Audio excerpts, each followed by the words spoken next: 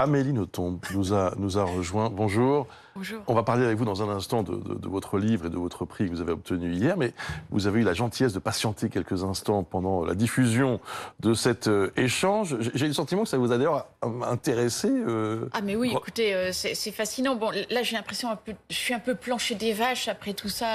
Je vous prie de m'excuser parce que pas du tout. Je pourrais pas raconter des nouvelles aussi lointaines. Disons que la frontière que j'essaye moi de traverser n'est pas une frontière spatiale, mais une frontière temporelle, puisque finalement c'est mon père défunt que j'essaye de rejoindre. Absolument. Mais il y a quelque chose de romanesque dans... Terriblement romanesque. Dans ce qu'on a vu. L'espace, je suis comme les jeunes gens dont vous parliez, c'est mon rêve. Je rêve d'écrire un roman dans l'espace et sur l'espace. Ah oui. Y aller aussi Oh, j'adorerais. Ouais. Bon, je pense qu'il n'en est absolument pas question. Mais enfin, s'il y avait la possibilité, j'adorerais. Amélie Nothomb, bravo, vous avez remporté hier le prix Renaudot. C'est le 3e grand prix de votre carrière. Il y a eu l'Académie française, il y a eu le Flore. Oui.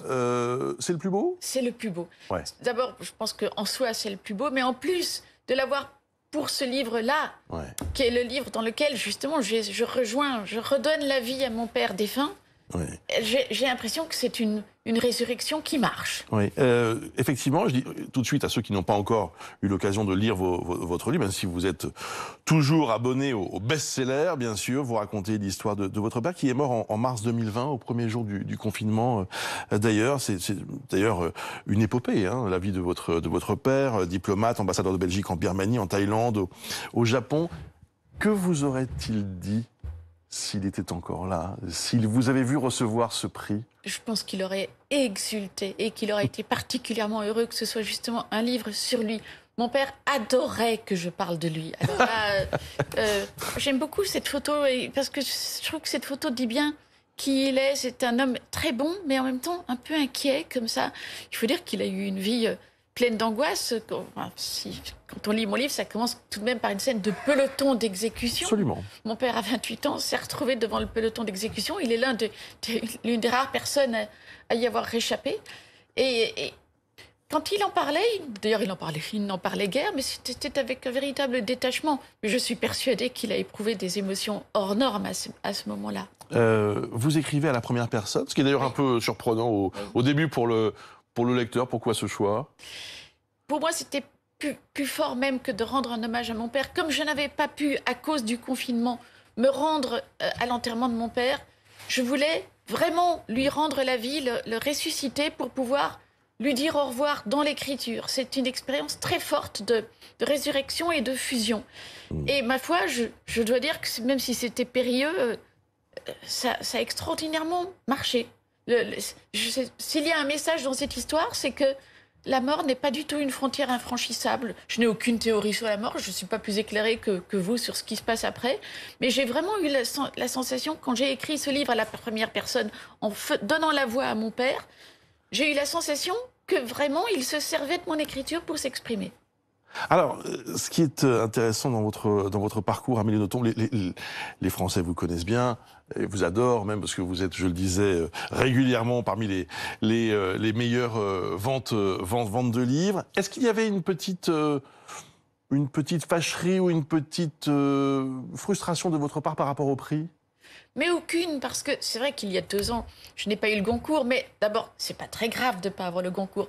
Mais en plus, si j'avais eu le Goncourt il y a 2 ans, j'aurais jamais eu le Renaudot aujourd'hui pour Premier Sang. Et on ne peut pas imaginer un plus beau scénario que d'avoir le Renaudot, qui est un prix magnifique, précisément pour ce livre-là. Ouais. Donc finalement, tout ça se déroule bien. Est-ce que vous diriez aussi qu'il y a dans la littérature un peu moins qu'avant de caste et de barrières, finalement, que tout le monde peut prétendre, qu'on l'on soit un écrivain populaire, on peut prétendre à n'importe quel prix? Alors écoutez, je ne sais pas si on peut prétendre à n'importe quel prix, mais ce qui s'est passé là, quand même, c'est significatif. Oui.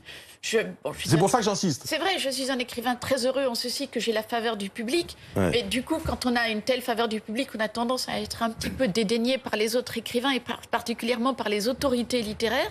Et là, quand même, l'institution littéraire, en la personne du prix Renaudot, me salue, Ça, en effet, ce n'est pas banal et ça me fait extrêmement plaisir. Bon, le Goncourt, vous avez vu, donc c'est un garçon de 31 ans. C'est extraordinaire. Mohamed Bougarsar, qui remporte ce prix. Vous faites tous les deux la une de Libération ce matin avec J'ai vu l'article, il est très drôle. Très belle photo aussi. Qu'est-ce que ça vous inspire, ce roman et ce succès? Alors, je trouve ça fantastique. Je suis en train de lire ce prix Goncourt.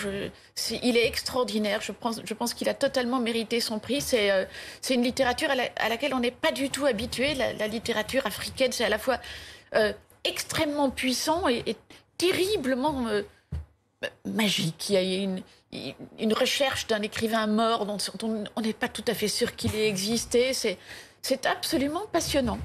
Amélie Nothomb, il y a une sorte de tendance depuis quelques mois dans le monde de l'édition. C'est l'auto-édition. Pas seulement pour Éric Zemmour, on en a beaucoup parlé, mais pour les romanciers. Hein, est-ce que c'est quelque chose qui vous tente? Et quel regard portez-vous? Quel regard portez-vous sur cette... Vous, c'est Albin Michel, bien sûr, un des plus grands éditeurs parisiens, mais quel regard portez-vous là-dessus? Alors moi, je suis de la vieille école, donc j'ai le confort, le bonheur d'avoir une famille derrière moi. Je parle de mon éditeur qui est véritablement ma famille. Cela dit, voyant les nouvelles tendances, quand je vois certains jeunes écrivains qui s'autopublient, je me dis, mais après tout, pourquoi pas?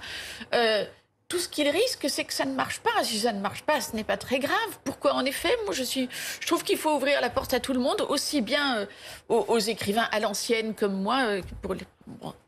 On peut voir que ça se passe toujours très bien. Mais pourquoi ne pas tenter de nouvelles sortes d'aventures littéraires? Alors, vous êtes sur une chaîne d'information. Évidemment, ici, l'actualité domine toujours. Et je me demandais d'ailleurs si vous regardiez, pas forcément la nôtre, mais enfin les chaînes d'information, est-ce que ça vous intéresse? Est-ce que vous suivez la campagne présidentielle?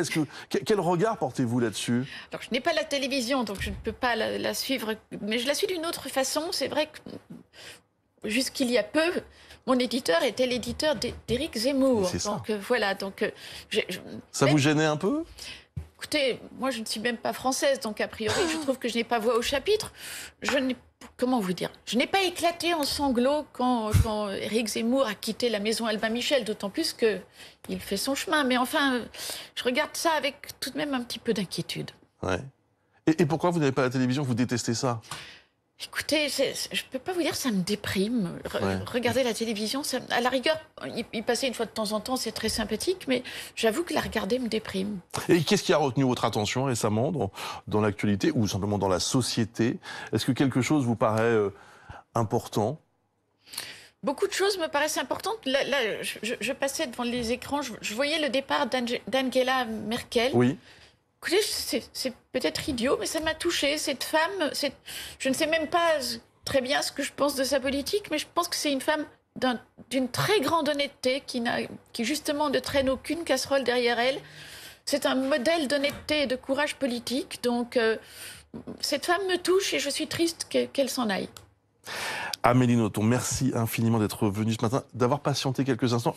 Je le souligne parce que parfois les invités sont un petit peu agacés et vous avez fait preuve d'une bienveillance qui vous honore et qui nous touche beaucoup ce matin. Prix Renaudot, alors ça sera donc bien sûr c'est déjà sur notre écran bien sûr, mais ça sera dans les bonnes librairies. Il y aura écrit bien sûr le fameux bandeau rouge avec le prix Renaudot. C'est vrai, pour finir, vous avez écrit 100 livres au total? Je suis en train d'écrire le 100e. Je n'en ai publié que 30. C'est ça. Rassurez-vous. Ouais. Non mais au contraire, on s'inquiète, on veut voir les autres.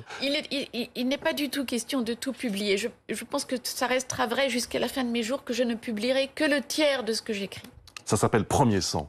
C'est l'histoire de votre père, qui serait très fier de vous aujourd'hui. Et c'est chez Albin Michel. Merci infiniment Amélie Nothomb. L'actualité sur BFM TV avec, vous le savez, cette question du pouvoir d'achat qui est au cœur